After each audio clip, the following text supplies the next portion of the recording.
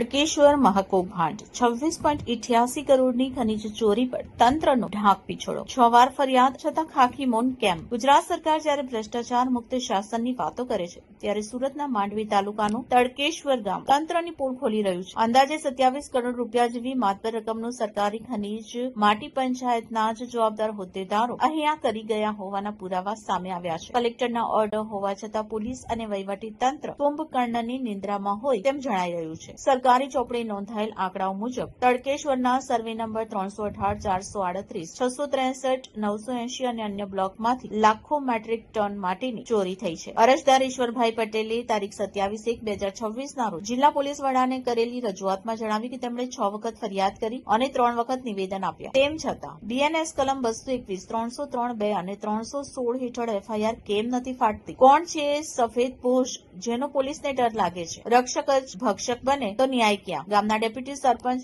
યુનુસ મહિડા અને તેમના મળતિયાઓ સામે સ્પષ્ટ દંડના હુકમ છે। એક જાહેર સેવક સરકારી મિલકતની ચોરી કરે અને છતાં પણ હોદ્દા પર ચાલુ રહે એ લોકશાહીની કઈ મર્યાદા છે? તિજોરીને નુકસાન તો જવાબદાર કોણ? મામલતદાર માંડવી અને તલાટી કમ મંત્રી દ્વારા હુકમોની બજવણી કરવામાં કેમ આળસ કરાઈ રહી છે? જો 15 દિવસમાં મિલકત અરજદારે એનજી પુણેમાં લડત આપવાની તૈયારી કરી લીધી છે। માત્ર માટીની ચોરી નથી થઈ પણ પર્યાવરણનો એવો વિનાશ થયો છે કે જેની ભરપાઈ ₹6.88 કરોડથી પણ શક્ય નથી। આ મામલે જો કડક પગલાં નહીં લેવાય તો ગાંધીનગર અને હાઈકોર્ટ સુધી સંભળાશે।